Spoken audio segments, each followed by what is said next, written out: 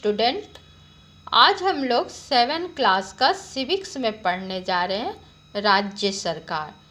तो बच्चों, आप लोग से अनुरोध है कि वीडियो को लाइक और सब्सक्राइब जरूर कीजिएगा। लाइक करने से हमें पता चलता है कि आप लोग वीडियो को देख रहे हैं, पढ़ रहे हैं। तो बच्चों, इसे सब्सक्राइब कर लीजिए और जो साइड में बेल वाला बटन होता है उसे भी दबा दीजिएगा। तो आइए हम लोग पढ़े राज्य सरकार। राज्य का मतलब होता है स्टेट या प्रांत जिसको कहते हैं। और सरकार किसे कहते हैं, है ना। तो सरकार की अवधारणा में सांसद भी आते हैं। सरकार के 3 अंग होते हैं। कौन कौन से? विधायिका, कार्यपालिका और न्यायपालिका। इसे विधानमंडल भी कहते हैं, विधानमंडल या सांसद, कार्यपालिका, न्यायपालिका। तो सरकार जो है, तो एक तो केंद्र सरकार होते हैं, जिसे कि अभी मोदी सरकार है। और हर एक प्रांत के, हर एक राज्य के अलग अलग सरकार होते हैं। जैसे कि झारखंड के जो मुख्यमंत्री हैं उनका क्या नाम है? हेमंत सोरेन। और हमारा पड़ोसी राज्य है बिहार के मुख्यमंत्री नीतीश कुमार। तो उसी तरह से बच्चों, हर राज्य के अलग अलग मंत्री होते हैं। मंत्री परिषद होता है, मंत्रिमंडल होता है। तो हमारे देश में 29 राज्य हैं। उनमें से 7 जो है वो केंद्र शासित है, अभी तो 9 हो गया है। और जैसे कि दिल्ली भारत की राजधानी है, लेकिन वो अलग राज्य नहीं है, वो क्या है? केंद्र शासित राज्य है बच्चों। तो मान लो किसी राज्य और केंद्र सरकार के बीच झगड़ा, या कोई दो राज्यों के बीच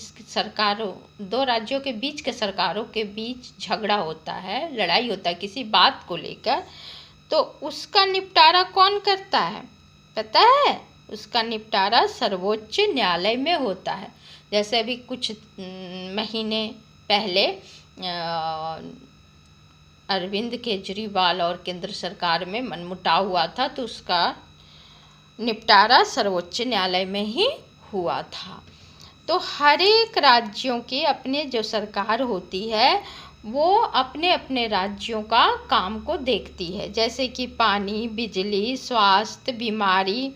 जैसे कि अभी तो सबसे ज़्यादा कोरोना नामक बीमारी फैला है, तो उसके ऊपर सरकार क्या कर रही है, कितना जांच रोज हो रहा है, कितने लोग हॉस्पिटल में रोज भर्ती हो रहे हैं, कितनी की मौतें हो रही है, इस सब पे उनका निगरानी होता है। और वो अकेले तो सारे काम नहीं कर सकते हैं, इसके लिए क्या है? एमएलए होते हैं। तो वो एमएलए इन कामों को, अपने अपने क्षेत्र के कामों को देखते हैं। तो आइए बच्चों, अब हम लोग किताब में देखते हैं, है ना। तो आप लोग समझ गए कि राज्य क्या है? राज्य यानी प्रांत। जैसे कि एक झारखंड एक राज्य है, और सरकार बता दी हूँ, केंद्र सरकार और राज्य सरकारें होती है। तो आइए, 6ठी क्लास में आप लोग जाना कि सरकार 3 स्तरों पर काम करती है: केंद्र, राज्य और स्थानीय स्तर। स्थानीय स्तर के बारे में विस्तार पूर्वक चर्चा हो चुकी है। इस अध्याय में हम जानेंगे कि राज्य स्तर पर सरकार कैसे कार्य करती है। तो बच्चों, हम लोग स्थानीय स्तर के बारे में 6 क्लास में पढ़ चुके हैं। तो आइए अब हम लोग जानें कि इस लोकतंत्र में राज्य सरकार का गठन कैसे होता है। राज्य की शासन व्यवस्था कैसे संचालित होती है। राज्य सरकार अपने राज्य के विकास के लिए नीतियों का निर्माण कैसे करती है। हमारा संविधान बताता है कि भारत राज्यों का एक संघ है। भारत हमारा बहुत बड़ा देश है और इसके 29 राज्य हैं, प्रांत हैं, और सभी राज्यों के अलग अलग भाषा भी है, जैसे बंगाल में तो बांग्ला, उड़ीसा में उड़िया, तमिल में तेलुगु। तो बहुत सारे राज्य ऐसे हैं जहाँ भाषाएं भी अलग अलग बोली जाती है। सामान्यतः प्रत्येक राज्य में एक विधान मंडल होता है, यानी सांसद। किसी भी राज्य का विधानमंडल राज्यपाल तथा राज्य विधानमंडल से मिलकर बनता है। जैसे केंद्र में सबका प्रधान राष्ट्रपति है ना, पूरे देश का, उसी तरह का हर राज्य में भी एक राज्यपाल होते हैं। जैसे हमारे झारखंड के राज्यपाल का नाम है द्रौपदी मुर्मू। कुछ राज्यों में ऐसे विधानमंडल हैं जिसके प्रथम सदन को विधानसभा और द्वितीय सदन को विधान परिषद कहते हैं। भारत के 7 राज्यों में द्विसदनीय विधानमंडल है। झारखंड में एक सदनीय व्यवस्था है। राज्य की कार्यपालिका का प्रमुख कौन होता है? राज्यपाल होता है। राज्यपाल का नाम क्या है झारखंड का? द्रौपदी मुर्मू, जो मंत्री परिषद की सलाह के अनुसार कार्य करता है।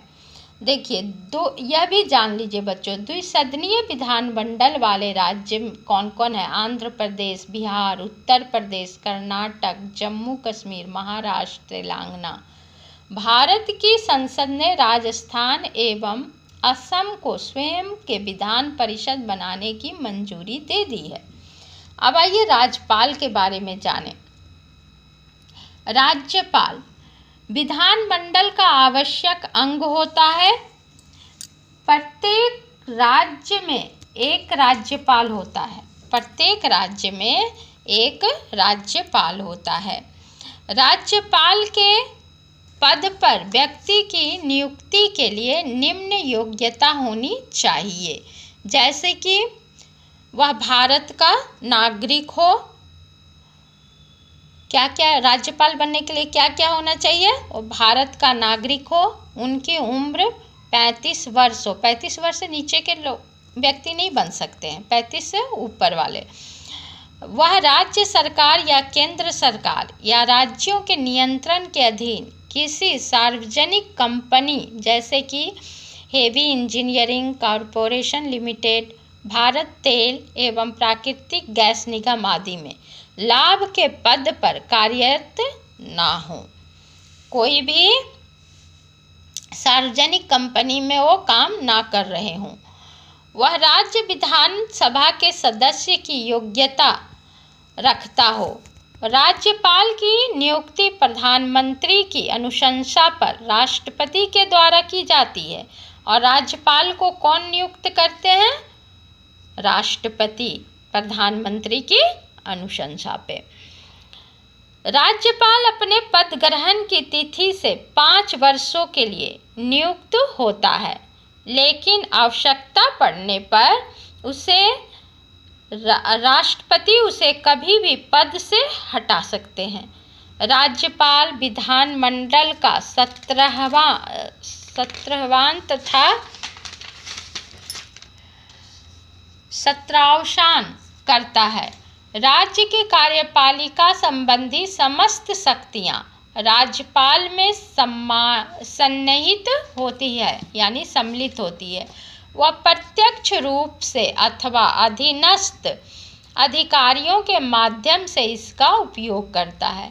विधानसभा के चुनाव के बाद पहले सत्र में तथा प्रत्येक वर्ष के पहले सत्र में राज्यपाल विधानमंडल को संबोधित करता है। राज्य विधानमंडल द्वारा पारित विधेयक राज्यपाल के हस्ताक्षर के बाद ही अधिनियम बन पाता है। राज्यपाल अपने राज्य के सभी विश्वविद्यालयों के कुल अधिपति भी होते हैं। इनकी स्थिति राज्य में वही होती है जो केंद्र में राष्ट्रपति की होती है। केंद्र शासित राज्यों में उपराज्यपाल होते हैं। अब है विधान परिषद। विधान परिषद राज्य विधानमंडल का उच्च सदन होता है। भारत में कुल 7 राज्यों में विधान परिषद है। जिस राज्य में विधान परिषद का निर्माण करना हो तो राज्य की विधानसभा अपने कुल सदस्यों के पूर्ण बहुमत तथा उपस्थित मतदान करने वाले सदस्यों के 2/3 बहुमत से प्रस्ताव पारित करे तो संसद उस राज्य में विधान परिषद की स्थापना कर सकती है अथवा उसका लोप कर सकती है। लोप मतलब छिपा भी सकती है, जिसको हम लोग बोलचाल का भाषा में कह सकते हैं। विधान परिषद का सदस्य बनने के लिए निम्न योग्यताओं की आवश्यकता होती है। प्रत्याशी को भारत का नागरिक होना चाहिए।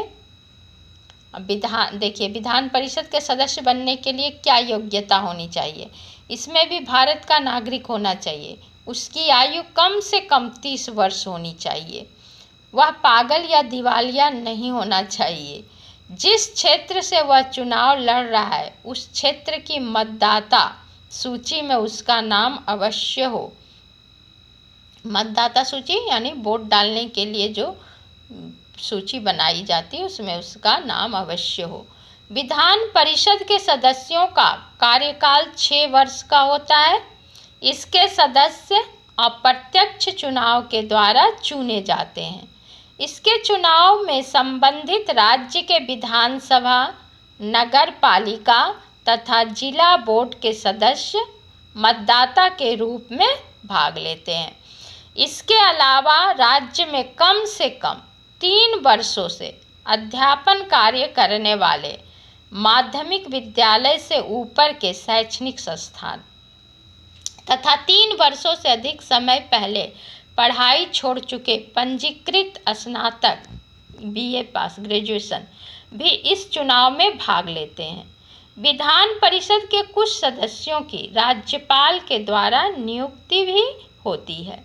विधान परिषद के सदस्य ही MLC कहलाते हैं। अब है विधानसभा। विधानसभा राज्य विधानमंडल का निम्न सदस्य होता है। विधानसभा क्या है? विधानसभा राज्य विधानमंडल का निम्न सदस्य होता है। या कहें कि विधानसभा या वैधानिक, जिसे भारत के विभिन्न राज्यों में निचला सदन या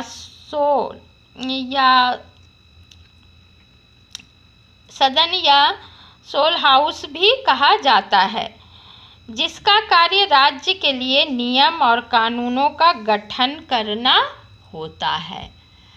और ये विधान परिषद, इसको भी हम शॉर्ट में आप लोगों को थोड़ा बता देती हूँ। विधान परिषद कुछ भारतीय राज्यों में लोकतंत्र की ऊपरी प्रतिनिधि सभा है। इसके अप्रत्यक्ष चुनाव के द्वारा चुने जाते हैं। विधान परिषद विधान मंडल का अंग होता है। समझ में आ गया बच्चों? और विधानसभा भी समझ में आ गया। विधानसभा या वैधानिक, जिसे भारत के विभिन्न राज्यों में निचला सदन या सोल हाउस भी कहा जाता है, जिसका कार्य क्या होता है? राज्य के लिए नियम और कानूनों का गठन करना। तो समझ गए आप लोग? आइए यहाँ भी देख लेते हैं। विधानसभा राज्य विधानमंडल का निम्न सदस्य होता है। संवैधानिक प्रावधान के तहत प्रत्येक राज्य के विधानसभा में कम से कम 60 और अधिक से अधिक 500 सदस्य होते हैं। ये सदस्य राज्य के विभिन्न निर्वाचन क्षेत्रों से चुनकर आते हैं। प्रत्येक निर्वाचन क्षेत्र का गठन समानता के सिद्धांत पर आधारित होता है। संविधान द्वारा विधानसभा में अनुसूचित जाति तथा जनजातियों के लिए उनकी जनसंख्या के अनुपात में स्थान आरक्षित रखे गए हैं। हर निर्वाचन क्षेत्र में जनता जो प्रतिनिधि चुनती है उन्हें विधानसभा का सदस्य या विधायक कहा जाता है, जिसे हम लोग MLA भी कहते हैं। इनका चुनाव भी 5 वर्षों के लिए होता है। परंतु विधानसभा का विघटन राज्यपाल 5 वर्ष से पहले भी कर सकते हैं, लेकिन राज्यपाल चाहे तो इसे पहले भी भंग कर सकते हैं। विधानसभा के सदस्य होने के लिए योग्यता। कोई भी व्यक्ति विधानसभा का सदस्य हो सकता है, बशर्ते उसके पास निम्न योग्यताएं हों। तो क्या क्या योग्यता होना चाहिए एक एमएलए के लिए? वह भारत का नागरिक हो, उसकी आयु कम से कम 25 वर्ष की हो, वह पागल या दिवालिया ना हो, वह कानून के द्वारा अपराधी घोषित ना हो। आपने देखा होगा कि चुनाव में उम्मीदवार अलग अलग राजनीतिक पार्टी के उम्मीदवार के रूप में खड़े होते हैं। कुछ लोग निर्दलीय भी खड़े होते हैं। इस तरह ये विधायक अलग अलग राजनीतिक दलों के होते हैं। जिस राजनीतिक दल के विधायक आधे से अधिक निर्वाचन क्षेत्रों में जीत जाते हैं, राज्य में उस दल का बहुमत माना जाता है। बहुमत प्राप्त करने वाले राजनीतिक दल को सत्ता पक्ष और दूसरी सबसे ज़्यादा सीटें जीतने वाले राजनीतिक दल को विपक्षी दल का दर्जा मिलता है। बहुमत प्राप्त करने वाली राजनीतिक दल सरकार बनाने के लिए राज्यपाल के पास बहुमत का दावा रखती है। दावा से संतुष्ट हो जाने के बाद राज्यपाल सरकार बनाने के लिए उस दल को आमंत्रित करता है। जिस तरह से केंद्र में राष्ट्रपति प्रमुख होते हैं, उसी तरह से राज्य में राज्यपाल प्रमुख होते हैं। तो कोई भी सरकार राज्य सरकार बनाने के लिए राज्यपाल के पास अपना बहुमत रखता है, और दावा से जब राज्यपाल संतुष्ट हो जाते हैं तब उस दल को सरकार बनाने के लिए आमंत्रित करते हैं। सत्ताधारी दल के विधायक अपने नेता का चुनाव करता है, जो मुख्यमंत्री के रूप में शपथ लेता है। मुख्यमंत्री अपने विधायकों से मंत्रणा करके मंत्री परिषद का गठन करता है। मंत्री परिषद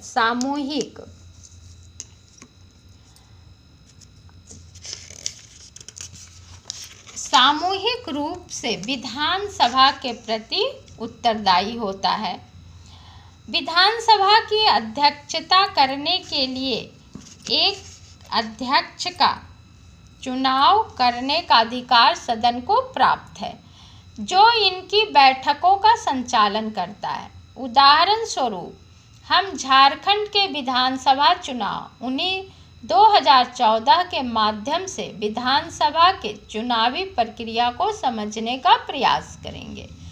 झारखंड के विधानसभा चुनाव 2014 विभिन्न राजनीतिक दलों के 81 उम्मीदवारों ने चुनाव जीता और वे विधायक बन गए। बहुमत प्राप्त करने के लिए किसी भी राजनीतिक दल को न्यूनतम 41 विधायक होने चाहिए। भारतीय जनता पार्टी के 43 विधायक होने के कारण उसे बहुमत मिला और वह सत्ताधारी दल हुई, जबकि झारखंड मुक्ति मोर्चा को दूसरी बड़ी पार्टी होने के कारण विपक्षी दल का दर्जा मिला। विरोधी पक्ष में अन्य पार्टियां और कुछ निर्दलीय उम्मीदवार भी थे जो चुनाव जीतकर आए।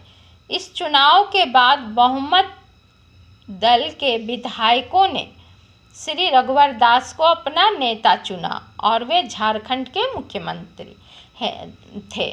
जैसे कि ये तो 2014 की बात है। अभी झारखंड के मुख्यमंत्री का नाम हेमंत सोरेन है। मुख्यमंत्री की नियुक्ति किसके द्वारा होती है? राज्यपाल के द्वारा होती है। यानी कि जिस दल को ज़्यादा बहुमत प्राप्त होता है तो वो राज्यपाल के पास अपना दावा साबित करता है और तब राज्यपाल जो है वो अधिक एमएलए वाले पार्टी को निमंत्रित करती है सरकार बनाने के लिए।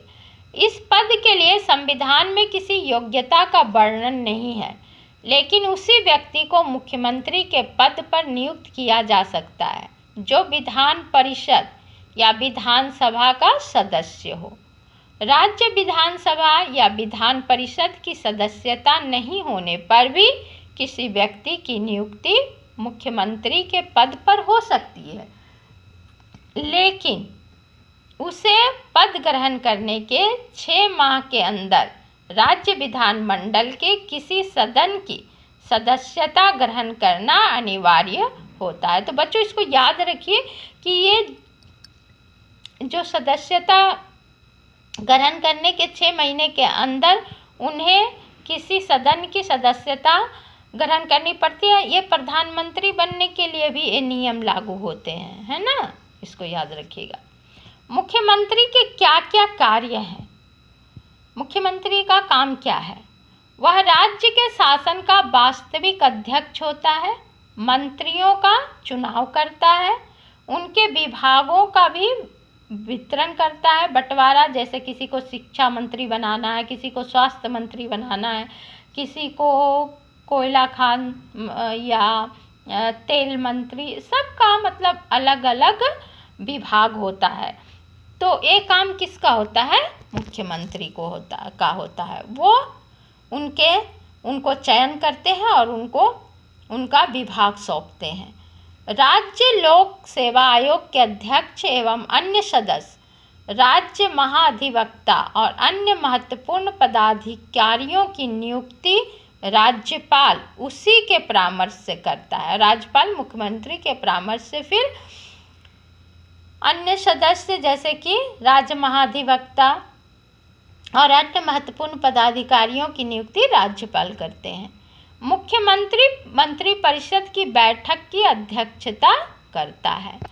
मंत्रिपरिषद के निर्णयों को मुख्यमंत्री राज्यपाल तक पहुंचाता है। वह राज्यपाल को विधानसभा भंग करने की सलाह देता है। मुख्यमंत्री और अन्य मंत्री राजहित में कई निर्णय लेते हैं जिसे विधानसभा से अनुमोदित कराया जाता है। उच्च न्यायालय। प्रत्येक राज्य में संविधान के तहत एक उच्च न्यायालय का गठन किया गया है। उच्च न्यायालय के न्यायाधीश की नियुक्ति राष्ट्रपति द्वारा की जाती है। जिस राज्य में उच्च न्यायालय अवस्थित होता है उस राज्य का राज्यपाल उसे पद और गोपनीयता की शपथ दिलाता है। देखिए यहाँ ध्यान दीजिएगा बच्चों कि उच्च न्यायालय के न्यायाधीश की नियुक्ति किसके द्वारा होती है? राष्ट्रपति के द्वारा होती है। जब आप आगे क्लास में जाएंगे 9-10 में तो इसको विस्तार से आप लोग पढ़ेंगे कि न्यायाधीश की नियुक्ति राष्ट्रपति के द्वारा किया जाता है। राष्ट्रपति के क्या क्या कार्य हैं ये सब पढ़ेंगे आप लोग आगे के क्लास में। जिस राज्य में उच्च न्यायालय अवस्थित है उस राज्य का राज्यपाल उसे पद और गोपनीयता की शपथ दिलाते हैं। राज्य सरकार के गलत नीतियों व कार्यों पर उच्च न्यायालय न्यायिक प्रक्रिया अपनाते हुए उस पर अंकुश लगाता है। राज्य सरकार को समय समय पर सचेत करते हुए संवेदनशील मुद्दों पर वह स्वतः संज्ञान भी लेता है। एक तरह से उच्च न्यायालय राज्य सरकार के मार्गदर्शक के रूप में भी अपनी भूमिका निभाता है। एक तरह से उच्च न्यायालय जो है वो राज्य सरकार का मार्गदर्शन भी करती है। यह राज्य सरकार का महत्वपूर्ण अंग है। उच्च न्यायालय, विधायिका एवं कार्यपालिका। तो सरकार के कितने अंग होते हैं? 3, न्यायालय, विधायिका एवं कार्यपालिका। इसको भी आगे के क्लासों में जब जाइएगा तो बहुत ही विस्तार से है 9th क्लास में कि विधायिका का क्या काम है, कार्यपालिका का क्या काम है और न्यायपालिका का क्या काम है। तो ये सब आप लोग आगे क्लास में पढ़ेंगे। यदि उसे ऐसा प्रतीत होता है कि विधायिका एवं कार्यपालिका का कोई कार्य संविधान के प्रावधानों के अनुरूप नहीं है तो वैसी परिस्थिति में उसे अवैध घोषित कर देता है। उच्च न्यायालय के निर्णय के विरुद्ध उच्चतम न्यायालय में अपील दायर की जा सकती है। ये सब भी आप लोग देखिएगा, विधानसभा, विधान परिषद, बहुमत, राज्यपाल, मंत्री परिषद। तो बच्चों पाठ खत्म हो गया, इससे भी याद कर लीजिएगा।